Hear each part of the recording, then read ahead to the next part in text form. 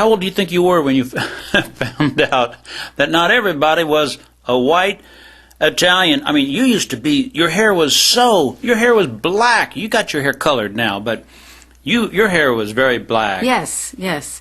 Well, when I went to high school, it so happens that I went to Forest Hills High School, and at that time, a lot of refugees, German, Italian, most of them were German Jews. These are people who were fleeing Europe. Fleeing Europe. Hitler and Italy. Right. Because there was some bad stuff going on in Italy. A bad guy there. Right. Mussolini. But they came to Forest Hills High School. It was filled with all refugees. Immigrants. Yes. How did people in the U.S. feel about these immigrants? Well, I'll tell you one thing about them. They were very, very smart people, the kids. They got very good grades, and they were more for the lessons than sports or fooling around and having fun. They were very studious people. I guess they had been through a lot, and they stuck to the books, and they all got good grades. Aunt Grace, while I work on another biscoichi, as we would say in Portuguese, biscotti in the coffee shops. Yeah. I don't know how you actually say it, but tell us about what the Italian food was like, because I have an idea that over the years we have lost I think we've lost the Italian food. I doubt that our pizza is anything like what you grew up with. And what about the meatballs, the ravioli, lasagna, and where do you think people would find real Italian food? Do you really find it in these places that are called Italian restaurants? I'm just wondering. Well, when I first moved here, there was an Italian store. I wish I could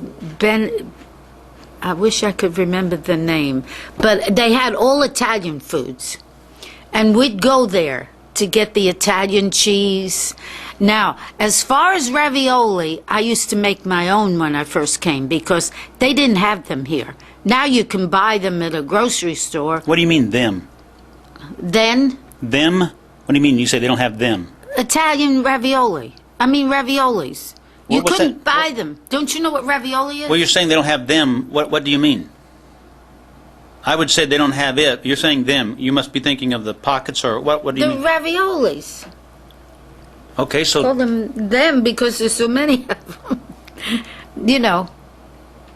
Well, what's a ravioli? Do you know? Oh, I'd roll out the dough, and then I'd put this mixture, was called ricotta cheese, and you mix that with eggs and parsley and some cheese, grated cheese, and you dump it on the dough. And then you fold the dough over, and then you cut them out, and they're like half moons. And then you prick the edges to tighten them, to be sure the filling doesn't come out. And then you cook them, and you have to cook them long to be sure they're cooked. In fact, I just cooked some this morning to take to my husband tomorrow. I want to know about the pizza. Do we really eat Italian pizza? We had pizza long before you people did. My mother would make her own. And I didn't like it because she always made a thick crust. A thick crust, and then she'd put that tomato stuff on it and, and bake it.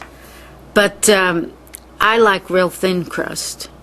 Well, what did she put on besides tomato paste? Well, she made, no, not just tomato paste. She'd make a sauce to put on it.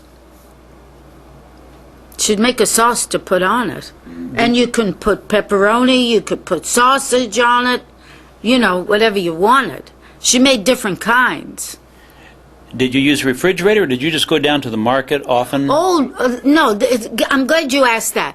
We had bakeries in the neighborhood, and you go down there and you buy your dough. You'd buy dough. Really? Yeah, you'd buy the dough that they were going to make the bread out of. And you take that bread and you roll it out, and then she'd put the stuff on it and bake it. The tomato stuff, or whatever you wanted on it. She'd make different kinds. Because I had a brother who didn't like tomato stuff, and she made one that she'd put oil and she'd put oregano, spices, and I couldn't stand it. But anyway, you know, different kinds of pizza. So, I mean, when I came here, pizza, you know, I didn't see any pizza places. You didn't have any. You didn't have any English muffins that we had in New York. So when we think of pizza, are we really thinking very much about Italian food? It doesn't sound like, it sounds like something we made up here in America, is what I mean. No, it's Italian. Well, you all said right. you had it long before we had it here. Yeah, oh, definitely. When I first came here, I didn't see any pizza places. In Indianapolis, Indiana. Yeah, Indiana. I didn't see any. And as far as ravioli, every time I'd go to New York, we'd get them frozen and we'd put them on ice and I'd bring them back. And then I'd put them in my freezer here so I'd have them. But you couldn't buy any. They didn't have them.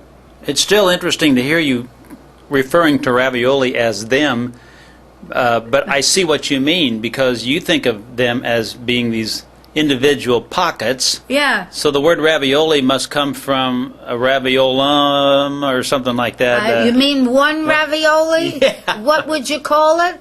I don't know. Because you'd never eat just one. Believe me, you wouldn't. They're so delicious. And how about lasagna? Do people really know what Italian lasagna is? Well, there's a lot of ways to make lasagna. It's not one of my favorites. I loved ravioli. But lasagna I never cared for. But there's a little trick to that, which when you make the lasagna, you put the noodles down, and then you put that ricotta cheese, and some people put meat, you know, like chopped meat, cooked, you know, they put that in there, and you keep going by layers till you get it thick, and you bake it. But the trick a lot of people don't know about is, after you take your lasagna out of the oven, you have to let it sit for about half an hour to let it get firm and good. A lot of people, when they cut it, then they see it's kind of watery, you know. But you have to let it sit for at least half an hour, 3/4 of an hour before you cut it. Whenever you go to a pizza place or somebody makes it, do you ever find yourself thinking, that's not really Italian? Yeah, I do. But like I said, my mother always made thick crust. Everybody liked the thick crust. And to me, I want this the topping, so I like the thin crust. Yeah. But she didn't, and the people back then didn't cover it with everything like we have now. No. It's just become an American. No, now they put, black olives, which I dearly love, but you put black olives and everything. I mean, they have all kinds of things they could put on. Well, that's what happens to tacos. You know, people prepare tacos here the way you wouldn't. I love tacos. Yeah. I like all this stuff. It's just that sometimes I stop and wonder what an Italian pizza would really taste like. Now, I want to go back to World War II, because this stuff about the prejudice or the bad feelings, whatever words you want to use, toward the German language, the Italian language. I know that some of the German signs, street signs, were changed, and the German businesses, some of them went out. Did you hear anything about that? And also, was that true of Italian? No, because we lived in Italian. They were all Italians. Oh, so all of you would have just kept right on going. We kept right on going. And then when I got out, see, I worked on the Manhattan Project, okay? So I had to take a subway. So you were working on the atomic bomb, although you didn't know it. Right. But what was interesting, you mix with so many different people. People from, and then, of course, these professors. I took dictation from the one who was the project director, Harold Urey. He was a Nobel Prize winner. And when his secretary was off, I filled in. And he was a wonderful person. And come to find out, he went to Purdue University. Where I went? Yeah. Okay, so over the years then, I mean, eventually, this is actually pretty interesting stuff. Eventually, my father, who does not have an ounce of German blood in him, let's talk about how he ended up with my full-blooded German mother. Oh, well, I'll tell you what happened. He was in the army with my husband.